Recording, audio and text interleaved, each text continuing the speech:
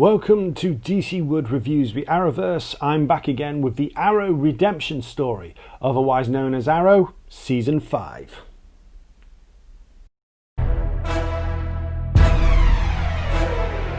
Arrow Season 5 premiered on 5th of October 2016 and concluded on 24th of May 2017, again lasting 23 episodes. Team Arrow was shattered and disbanded after the tragic events of Season 4. Although the threat of Damien Darhk and Hive was ended permanently, Laurel Lance, the Black Canary, was killed in the line of duty. Thea Queen, Speedy, retired from vigilantism after feeling unworthy of being a hero. And John Diggle, Spartan, re-enlisted in the United States Army, leaving only Oliver Queen and Felicity Smoke behind to save what was left of Star City. It's a brand new era, with Oliver Queen having now been elected mayor of Star City. Now he fights his mission on two fronts, from his office by day to as the Green Arrow by night, with surviving family and friends to help him. But as new threats emerge, Oliver must put together a new Team Arrow to help him with his ever-changing mission. And more sins from Oliver's past will come back to haunt him. Prometheus has arrived.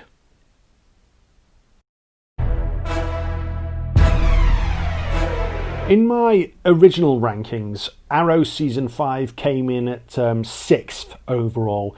And 3 years on from its shocking conclusion, this is still a glorious return to form for Arrow. Still in my top 10 Arrowverse seasons. Season 4 was the absolute pits for this show and the entire Arrowverse. So the only way Arrow could go now was up, and by golly it did. Why exactly is Season 5 so good? Well, after the Season 4 disaster, the showrunners went back to Arrow's roots, focusing on street-level crime and human threats. The overall story arc is absolutely engaging, and some of Arrow's greatest episodes can be seen in Season 5. The show acknowledges how much this DC television universe has grown and evolved since 2012. But unlike Season 4, Arrow Season 5 doesn't get swamped under everything. It recognises all the change, yet remembers exactly what set it apart from everything else. The choreography, the direction, the pacing, everything is back to the high quality it should be. Arrow Season 5 is easily the show's best season since Season 2, but it's also a celebration of how far the Arrowverse has grown and what great stories are still left to tell. That's evident with the Invasion crossover with The Flash, Supergirl and Legends of Tomorrow. Not only was the crossover as a whole absolutely brilliant, but Invasion is also a milestone for Arrow, serving as the show's 100th episode. It's a glorious tribute to everything that made the show so essential in its first two seasons. Again, everything that spun off from Arrow and what greatness is still to come. The flashback saga, it really went off the rails in Seasons 3 and 4. And with this being the final chapter in Oliver's 5-year exile, there's extra pressure to make it all worthwhile. And Oliver's time in Russia as a member of the Bratva and his friendship with Anatoly Kosnev being further explored, it all proves to be absolutely engaging. For the first time since Season 2, the flashback saga truly feels integral, not just for showcasing the difference between present-day Oliver and his past self, or for important plot elements coming into play, but also for the monumental occasion of Oliver Queen's journey coming full circle. His transformation from survivor to killer to warrior to vigilante to hero feels truly complete at the end of Season 5, and it's such a moment. With such rich material to work with, Stephen Amell cements his legacy as an amazing actor. He nailed the dual role of Oliver Queen, Green Arrow, right from the get-go, and has always been so versatile. But Season 5 shows how much he's matured and grown as well, and he gives arguably the performances of his life throughout season 5, reflecting Oliver Queen's own transformation throughout his amazing journey. Other highlights of season 5 include Oliver's work as Star City's mayor. Again, this change came about in season 4, and I wasn't sure how well this was going to work, but thanks to even more brilliant writing, Oliver's time as mayor proves to be a great success. Here, Oliver showed that he can do so much to help Star City and its citizens without having to be just Green Arrow all the time. The same can be said for Thea, who gets great development outside of being Speedy. Diggle gets a great arc in the military before returning to Oliver's side. Felicity's character gets redeemed in a big way, and she's no longer the unbearable supporting character she was in seasons 3 and 4. And the relationship between Oliver and Felicity is also salvaged as well. Then there's the new Team Arrow. Renee Ramirez, Wild Dog, Rick Gonzalez, Rory Regan Ragman, Joe DiNicole, and the new Black Canary, Dinah Drake, Juliana Harkavy. All are given great backstories and become welcome additions to the team going forward, as does Echo Kellum's Curtis Holt, who officially takes on the role of Mr. Terrific this season. Curtis was a terrible character in season 4 that didn't belong, but here he now feels like one of the family. All this change is welcome and refreshing. There's also Chad L. Coleman, who makes for a great ruthless baddie as Tobias Church in the first few episodes of this season, and we also get to see the Arrowverse debut of Talia al Ghul, who was beautifully portrayed by Lexa Doig. The flashbacks do a great job of exploring Talia's relationship with Oliver in the past and how it evolves to an antagonistic one in the present day.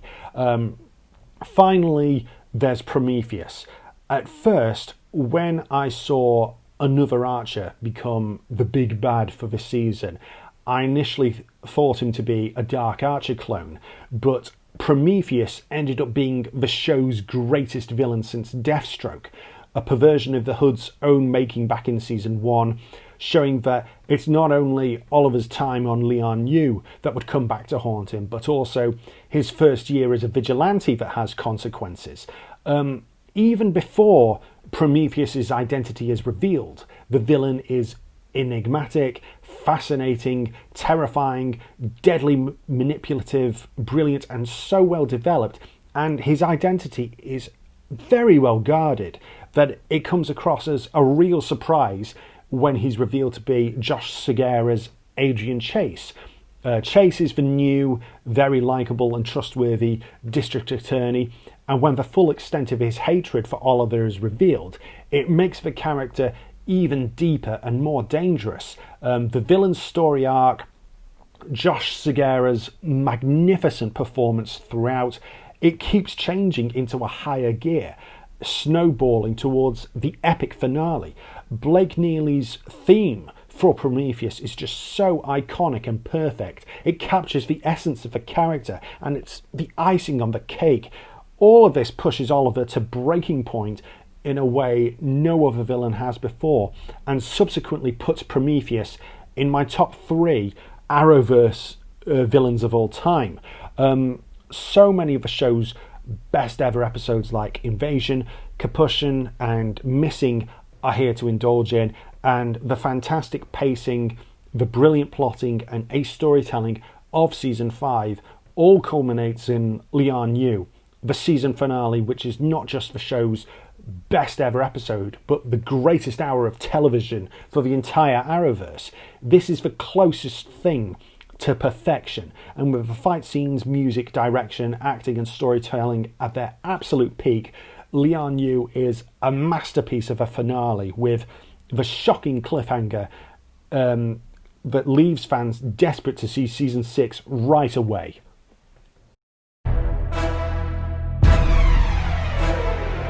Now, season 5, as I've said, is truly terrific, but as terrific as it is, it doesn't quite reach the absolute heights of seasons 1 and 2. The glory days of Arrow could never be reached again. They simply couldn't. There are also problematic characters like Susan Williams and Evelyn Sharp, both of whom have confusing, contradictory motivations and subplots which are more disjointed than anything else. And after season 5 is over, you never see either of them again, and the fates are left completely unclear. Thus you're left wondering, what was the point of these characters to begin with? It leaves a stain on an otherwise great season. And as much as season 5 does to make the show essential viewing again, it's bittersweet knowing that season 6 does everything it can to make Arrow rubbish again. Ugh.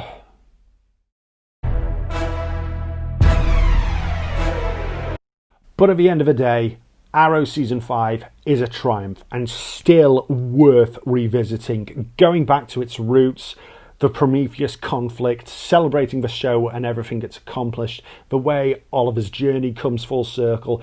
It's absolutely brilliant.